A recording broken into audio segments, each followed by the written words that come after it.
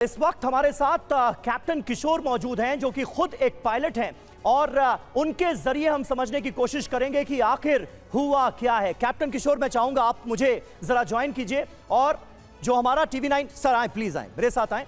और TV9 भारतवर्ष का जो हमारा अपर स्टूडियो है उसमें हमने एक सेटअप किया है और उसमें मैप के जरिए हम आपको ये बताने की कोशिश करेंगे कि आखिर ये हादसा कैसे हुआ, कहां हुआ, किस तरह की ट्रेन थी, क्योंकि इस बात का जिक्र मनीष और हमारे तमाम एक्सपर्ट कर रहे हैं कि ऐसी कोई आशंका नहीं थी, ऐसा कुछ भी गलत नहीं था कि किसी को यह लगे कि ऐसा हादसा भी हो सकता है।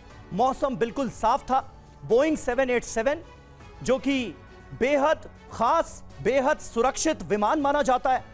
ये देखिए यहां पर एक सैंपल हमने रखा है और ये पूरी ट्रेन हम दिखाने की आपको कोशिश कर रहे हैं। सर, आप खुद एक पायलट हैं, आप जरा हमारे दर्शकों को बताइए, एक बहुत सिंपल सा सवाल इस वक्त हर किसी के जहन में आ रहा है कि इतना सुरक्षित विमान यात्रियों से भरा हुआ, कैसे ऐसा हो गया?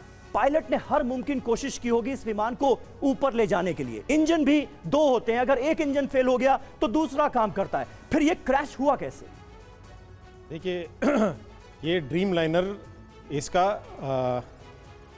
इतना एडवांस्ड एयरक्राफ्ट है जी कि इसका नाम इसीलिए रखा गया ड्रीम लाइनर कि इससे पहले जो एयरक्राफ्ट था बोइंग 777, उसके बाद ये पहला एयरक्राफ्ट ऐसा है जिसमें जेन नेक्स्ट इंजन से जनरल इलेक्ट्रिक के नेक्स्ट जनरेशन इंजन्स, जिसमें एक एक इंजन पे 70,000 पाउंड का थ्रस्ट है। मतलब 1,40,000 पाउंड का थ्रस्ट इस जहाज में है। तो इस जहाज को इस जहाज को आप उठा भी सकते हैं और ये क्योंकि रनवे से टेक ऑफ करता है और ये ऊपर जाता है, लेकिन अचानक से फिर ये यूं नीचे ग्राउंड की तरफ आगे बढ़ता है और उसके बाद क्रैश हो जाता है। अगर आप बता सकें कि हुआ क्या होगा और पायलट ने उस वक्त इस विमान को बचाने की क्या कोशिश की होगी?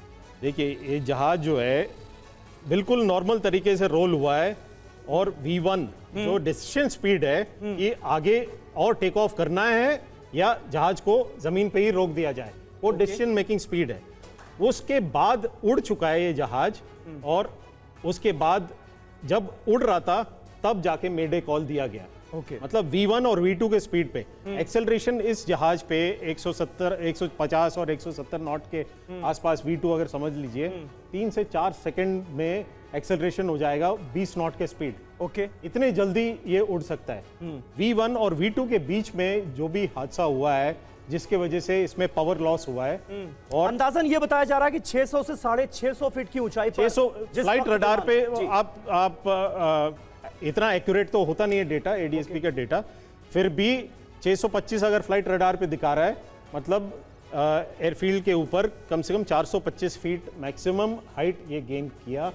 उसके बाद बिल्कुल विंग्स लेवल तरीके पे ऐसे लग रहा था कि बिल्कुल लैंड कर रहा है, जाके क्रैश हुआ है। और इतना बड़ा जहाज को अगर नीचे आना है सिर्फ और सिर्फ एक कारण हो सकता है कि इंजन में पावर जनरेट नहीं हो रहा है।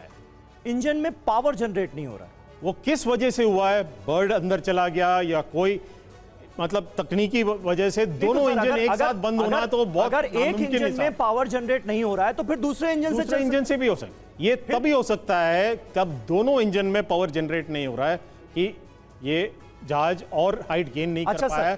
ये यहां पर हमने रेड मार्क बना रखा है, ये वो इलाका है मेघानी नगर का, ये आप देख सकते हैं रेड मार्क हमने कर रखा है। मेघानी नगर में ही ये विमान आकर क्रैश हुआ है। जिस तरह से आपने बताया कि इस विमान ने टेक ऑफ किया और उसके बाद इसे सीधे ऊपर जाना था, लेकिन ये ऊपर गया नहीं और बार बार हम ऐसा विजुअल्स को देखकर लग रहा है कि पायलट इसको ऊपर ले जाने की कोशिश कर रहा है, लेकिन ये विमान ऊपर जा नहीं रहा है और इसकी टेल जो है वो ग्राउंड को ऐसे, अगर कैमरामैन हमें गुलशन दिखा पाए, ऐसे टेल जो है वो ग्राउंड को इस तरह से हिट करती है, एक बिल्डिंग को, एक पेड़ को, और उसके बाद ये पूरा का पूरा विमान आग का गोला बन जाता है इसी मेघानी नगर के एरिया में।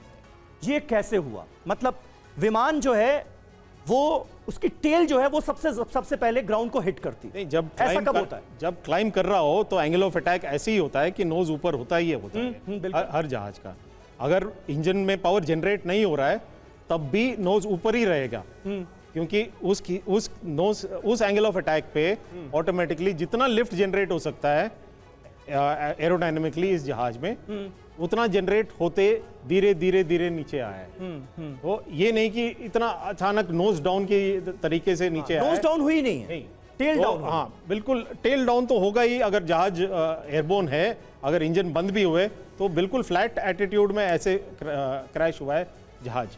अगर टेल डाउन होता तो, अगर टेल पहले टच होता तो जहाज टूट जाता। तो ये बिल्कुल फ्लैट एटीट्यूड में इम्पैक्ट हुआ है। और अहमदाबाद से लंदन जाने के लिए कम से कम 50 टन से ज्यादा फ्यूल होगा इस जहाज में। और फ्यूल कहाँ होता है? फ्यूल विंग्स में होता है, पूरा विंग्स में। विंग्स में फ्यूल होता है। और आपने देखा होगा, हमारे दर्शकों को हमने वो तस्वीरें दिखाई हैं जब इस विमान ने एक बिल्डिंग को हिट किया और उसके बाद हमने देखा कि इसका एक विंग जो है वो एक इमारत में जाकर ऊपर फंसा हुआ नजर आया। और विमान के जो टुकड़े हैं, विमान कई टुकड़ों में बट गया है और इसके टुकड़े अलग अलग इलाके में, इसी मेघानी नगर के अलग अलग इलाके में इसके टुकड़े पाए गए हैं। तो आप और हम अंदाजा लगा सकते हैं कि ये विमान हादसा कितना भयानक, कितना जबरदस्त रहा होगा। अशमिंदर सिंह बहल साहब हमारे साथ मौजूद हैं। बहल साहब, जरा इस चर्चा को ज्वाइन कीजिए और हमारे दर्शकों को बताइए, आपके जहन में कौन सा सवाल जो है इस वक्त कौन रहा है? आखिर कैसे ये विमान हादसा हो गया? सेफ्टी मेजर्स जो हैं वो तमाम तरह के लिए जाते हैं। डबल इंजन होता है, एक इंजन खराब हुआ तो दूसरे के जरिए ये विमान लंदन तक पहुंच सकता था, लेकिन ऐसा हो नहीं पाया। सिर्फ 5 मिनट में सब कुछ हो गया, सब खत्म हो गया। अमीर, मेरे को सिर्फ 2 मिनट दीजिएगा। सबसे पहले जैसे ये एयरक्राफ्ट टेक ऑफ किया और उसने 625 फुट तक गया तो ये नॉर्मल सब कुछ था, तब मे डे कॉल की गई। उसके बाद से एयरक्राफ्ट स्लो डिसेंट में चले गया। इसमें कोई डाउट नहीं है कि इसमें पावर लॉस हुआ है, इसमें कोई डाउट नहीं है कि दोनों इंजन नहीं काम कर रहे। अगर आप देखेंगे जहाज जब नीचे आ रहा है तो नॉर्मली इंजन से एक हल्का सा कलर की स्मोक आती है जब इंजन अच्छी तरह फुल थ्रॉटल पे रन कर रहे हो, तो ऐसा कुछ नहीं दिख रहा था। इसका ये मतलब है कि दोनों इंजन पावर नहीं डेवलप कर रहे। और ऐसा एक ही केस मैंने देखा है और वो केस था लागार्डिया एयरपोर्ट का, जो कि कैप्टन सली सलनबर्गर जिन्होंने टेक ऑफ किया था लागार्डिया एयरपोर्ट से, 3000 फुट पे उनका बर्डेट्स हुए, दोनों इंजन फ्लेम आउट हो गए। उसके बाद वो हडसन रिवर पे लैंड किए। ये एक केस मेरे जहन में आता है और कोई भी ऐसा केस नहीं जहां पे दोनों इंजन किसी वजह से, अनलेस उनका फ्यूल स्टार्वेशन हुआ जो कि एक कैनेडियन एयरलाइन का हुआ था। तो ये छोड़ दीजिए, तो ये वाला केस ही है। अब जब ये दूसरी चीज देखिए, जैसे जहाज क्लोज आता है, जब वो ऊपर नहीं उठ पा रहा तो वो एटीट्यूड ऊपर कर रहा है पायलट। एटीट्यूड ऊपर करने का मतलब है कि उसको बिल्डिंग दिख रही है, वो बिल्डिंग से हिट नहीं करना चाहता, लेकिन जहाज के अंदर एनर्जी नहीं है, पावर नहीं है, तो जहाज ऊपर नहीं जा पा रहा। और इसी वजह से जो उसका टेल है, अब देखिए ऊपर गया है और टेल लगी है पहले बिल्डिंग पे, उसके बाद जहाज जाके क्रैश किया है। और उसके बाद एकदम उसका इतना फ्यूल था उसके अंदर, कितने ही टन फ्यूल था, वो सारा एक्सप्लोड कर जाता है। और वही आप देख रहे हैं, बहुत बड़ा धुआं है। साहब, क्या इस बात की आशंका है कि प्लेन का जो हाइड्रोलिक सिस्टम था उसने काम करना बंद कर दिया? नहीं, हाइड्रोलिक सिस्टम से नहीं होगा। हाइड्रोलिक सिस्टम नहीं, मेरे को ये लग रहा है कि दोनों इंजन या तो टेक्निकल डिफेक्ट है या बर्ड हिट है, क्योंकि हाइड्रोलिक सिस्टम, अब आप देखिए इसका कंट्रोल्स लास्ट मिनट तक काम कर रहे हैं। वो कोशिश कर रहे हैं और एटीट्यूड ऊपर करने की ताकि बिल्डिंग को ना हिट कर सके, लेकिन पावर नहीं है उसके अंदर। तो मेरे हिसाब से ये दोनों इंजन से पावर चली गई है। क्यों गई है? बर्डेट की वजह से भी हो सकता है, टेक्निकल डिफेक्ट की वजह से हो सकता है। और यही एक एग्जांपल मैंने आपको दिया था कैप्टन सलनबर्गर का, जो लागार्डिया एयरपोर्ट से टेक ऑफ किया। तो उन्होंने तो हडसन रिवर पे लैंड किया था, यहाँ पे कोई रिवर नहीं थी, इसलिए वो बिल्डिंग्स पे जाके उसका टेल हिट किया और उसके बाद क्रैश कर गया नीचे। और कोई भी नहीं बचेगा ऐसी फायर के अंदर, और वही हुआ भी है। ये मेरी अपनी लॉजिक है कि ये पावर लॉस है, इंजन जो है वो काम नहीं कर रहे हैं।